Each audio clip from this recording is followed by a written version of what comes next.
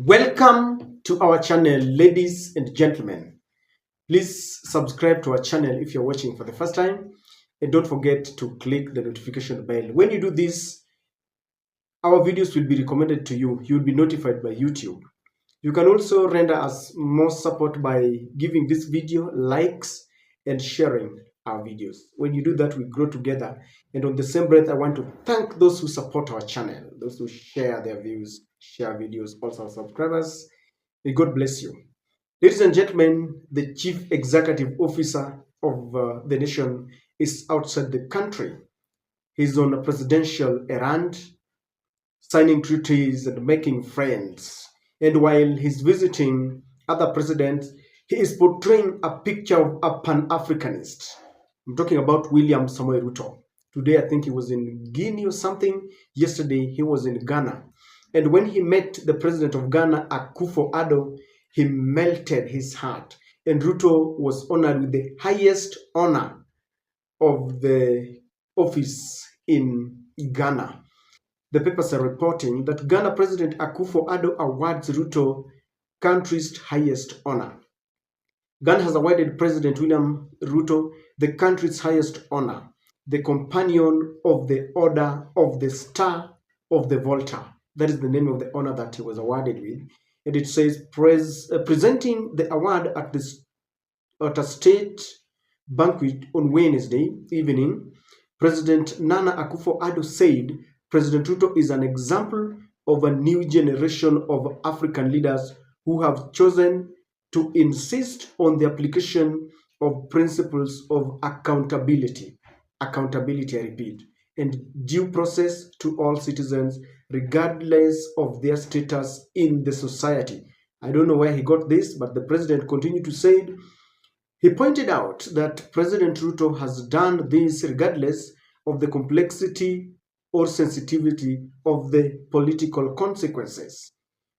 Under your leadership, President Akufo-Addo said, Kenya has become a shining example of a nation governed by the rule of law.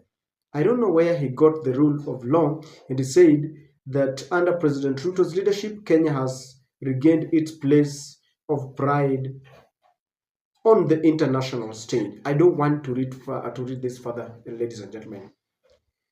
I don't have a problem with any accolade that William Ruto gets, because those who award him understand why they are awarding him. And you know that whenever William Ruto, if you want where William Ruto shines, just give him an opportunity to speak to you.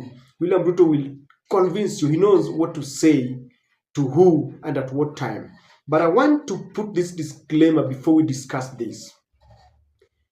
One thing that President Akufo must understand, Kenya is not ruled or governed by the rule of law. Just recently, our president threatened the judiciary and he told them that they must give verdicts that are intended to his views.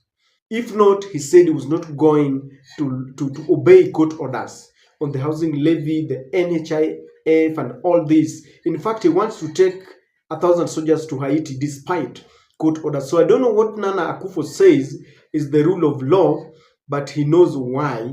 And so the other thing that he said, that William Ruto is doing things, he's become a beacon of hope, a shiny president, that he is convincing himself that William Ruto is a Pan-Africanist, which I don't think.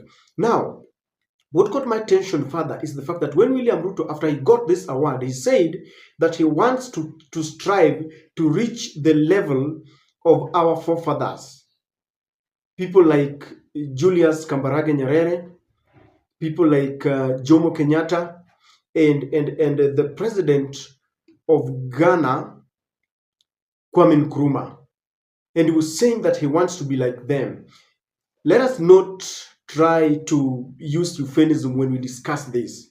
There is no way William Ruto can compare himself to the founding fathers of the African nation. And I will tell you why.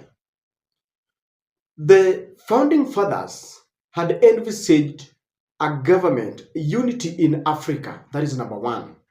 And if you look or listen to Kwame Nkrumah's speeches or Julius Kamarage Nyerere, they had encouraged African states to unite. And if you want to know why some of our leaders are no more, people like Muammar Gaddafi, people like the late President Magufuli, it's because they always speak about the African unity. And that is something that was a dream of our forefathers. Let us begin with William Samoei Ruto, who got this award, and President Ado is telling us that he wants to attain the stature of our founding fathers.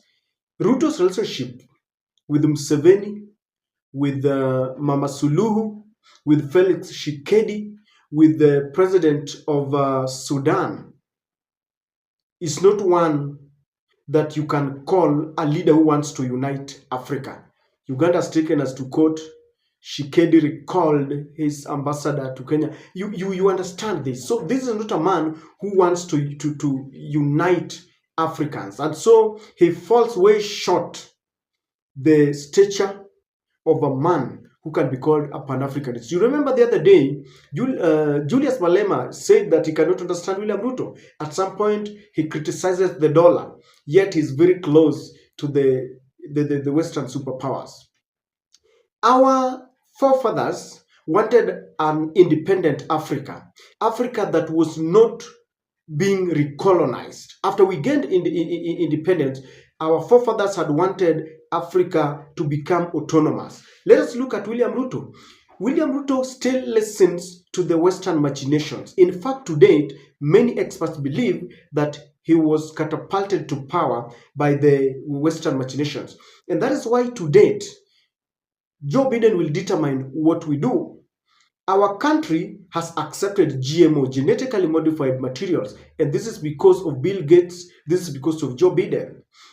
We are slaves to the Britain institutions. Today, we have taken too much loan from the IMF. When Russia called for a Russian African, a kind of summit to discuss how we could have some multilateral and bilateral relationship, Ruto did not go because Biden had warned him. William Ruto is taking policemen to Haiti, and people are wondering, a very far country that speaks French. Why? Because Joe Biden had said it. And so this is not an African leader who can meet to the standards of our forefathers. Our forefathers never envisaged a period where our African states, our African leaders still listen to the Western powers, because by this, Africa cannot be united. There is neo-colonization. We have African leaders who have been given to us by the people like by Joe Biden and the Queen and the King of England. So I want to humbly submit to you that he does not.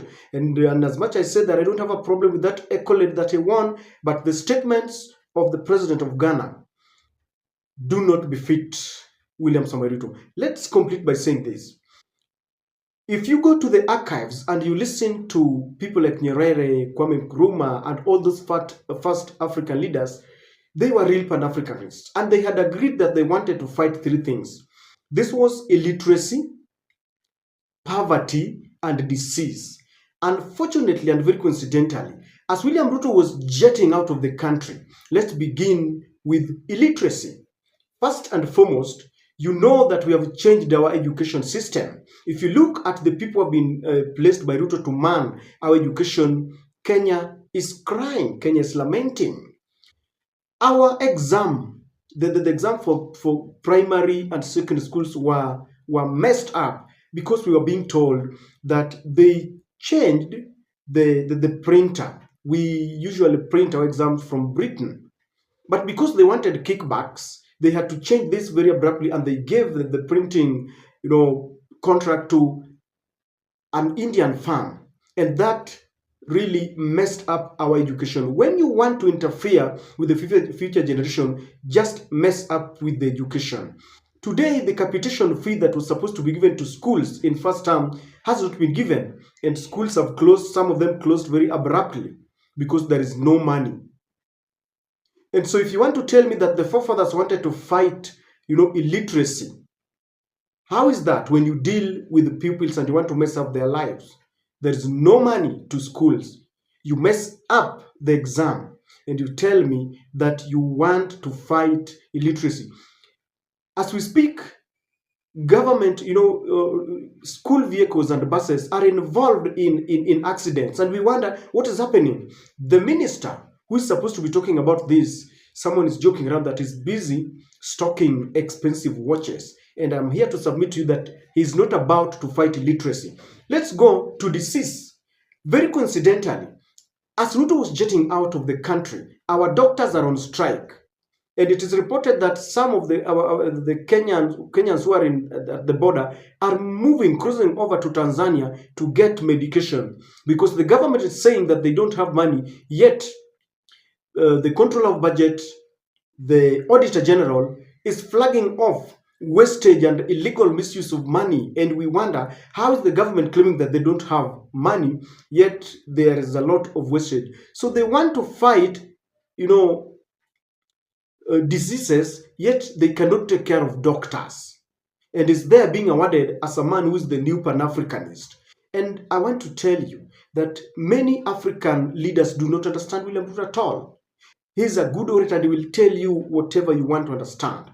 And the president has got his opinion about our president, but we understand him further. I will reiterate a quote that I've always said every day, that when a crocodile tells you that the hippopotamus is sick, please accept it, because it is the hippopotamus and crocodile that live together. We understand Ruto more than the other presidents who want to claim that they understand him. So it's not about to fight disease. Kenyans are dying today because many cannot afford medication in the private hospitals. So it's not about to fight disease, fighting poverty. There is a lot of corruption in the government. It is the order of the day. Some of the corrupt people who are jailed have been retrieved from jail. They are scot-free. Others have been given jobs in this government. We have been told in very shocking dossiers, in the oil, G2G oil, people are making a lot of money, middlemen, government officials. People are paying money to get jobs. We have people who get jobs through fake certificates. And then this is the man you tell me that is aspiring to be a Pan-Africanist, to fight disease, to fight poverty and illiteracy. Yet, as we speak in the country, all those are messed up. He's listening to the African, to international, the Western powers. He's a slave. We are a puppet. We thought we gained independence. In fact, if our forefathers, if those first African leaders, people like Nyerere, would wake up today, they would ask God to take them back, because this is not the Africa they had envisaged. They had looked and had a dream of a better Africa, an Africa that would exercise its autonomy.